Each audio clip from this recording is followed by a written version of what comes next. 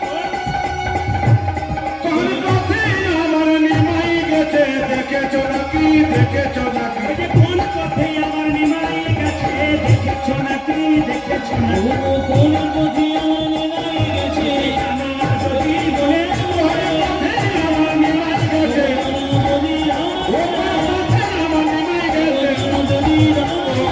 দেখেছো নাকি দেখেছো নাকি সব কিছু আছে সব আছে নিমাই নাই হামাগুড়ি দিয়ে যখন গঙ্গার ঘাটে কাঁদছে নিমাই তখন বললো নিমাই বললো কে তুই কৃপা করবার জন্য নিমাই এলো কে তুই আমি চাপাল গোপাল দূর হয়ে যা তুই তুমি আমায় কৃপা করবে না না তুই বৈষ্ণবের চরণ অপরাধ করেছিস আমি তোকে কৃপা করবো না তবে এক কাজ করবো আমি মা গঙ্গার জলে নিজের দেহটাকে বিসর্জন দেবো যেই না মা গঙ্গার জলে বিসর্জন দিতে গেছে দেহটাকে মা গঙ্গা তাকে তুলে পারে ফেলে দিয়েছে মা তুমি আমায় গ্রহণ করলে না বলছে না আমি গ্রহণ করলাম না তুই যার কাছে অপরাধ করছিস তার কাছে যা কার কাছে শিবাসের দরজায় মদের হাড়া ফেলেছিস রক্ত যাবে ফেলেছিস তুই তার কাছে যা সে যদি কৃপা করে তুই উদ্ধার হয়ে যাবি শিবাস তখন কাছে এসে বলছে আইরে চপাল আইরে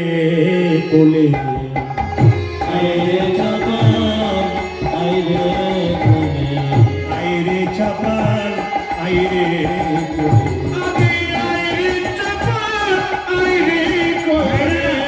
শিবাস যেই না আলিঙ্গন করেছে গঙ্গায় স্নান করেছে চাপাল গোপালের সব রোগ ভালো হয়ে গেল বৈষ্ণবের আশীর্বাদে চাপাল গোপালের স্ত্রী নিস্তারিণী ছুটে এসে বললো স্বামী আমি বড় অন্যায় করেছি আর কোনোদিন করবো না আমরা দুজন মিলে গ্রামে গ্রামে পথে পথে বলে বেড়াবো তোমাদের হরিনাম শুনতে ভালো লাগে না তোমরা শুনবে না বলতে ভালো লাগে না বলবে না তবু বাধা দেবে না সবাই মিলে গাইতে লাগলো কাবিরাম বানে গিয়ে হাত তুলুন একসঙ্গে একসঙ্গে হাত তুলুন একসঙ্গে হাত তুলুন একসঙ্গে বাজাও কাবিরাম বানে